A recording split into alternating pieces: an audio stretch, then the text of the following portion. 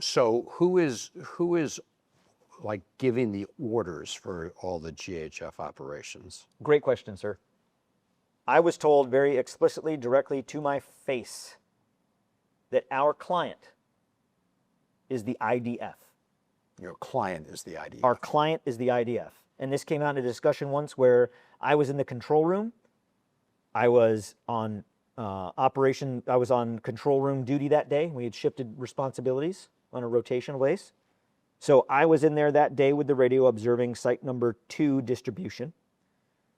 A Palestinian man had picked up some children to let them step on his shoulders to get onto a berm because they were being crushed in the crowd. Site 2 is very small, smallest of all 4 sites. And these children are being crushed, and you pick them up there and put them up on the berm.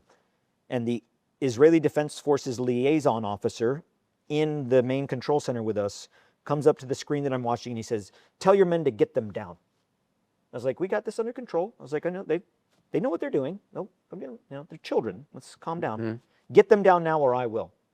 Well, there's no IDF on the site, so I didn't take it as much more than just being, bombastic and like, okay, like, hey, we got this. He leaves and goes to his desk in the operations center, and he gets on the radio and he speaks something on the radio. It was in Hebrew. I don't speak Hebrew.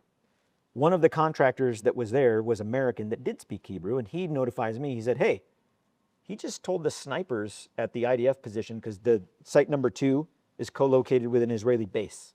Mm-hmm. He said, "He just told the snipers to take these kids out." I was like, "On the radio?" He's like, "Yeah."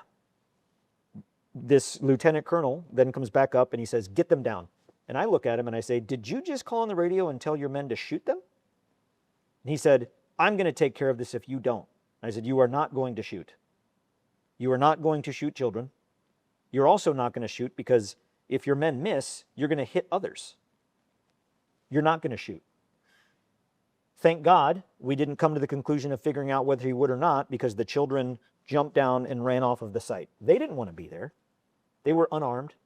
They didn't have shoes. One wasn't even wearing a shirt. They were starving. The chief operations officer for Safe Reach Solutions, our higher headquarters, so to speak, in the contract, beckoned me outside with him, and he looked at me in the face and he said, "Never say no to the client." And I asked him, I was like, "I didn't know the client was in there. Who's here? Did Johnny Moore come to visit?" Right. And he said, "No, the IDF."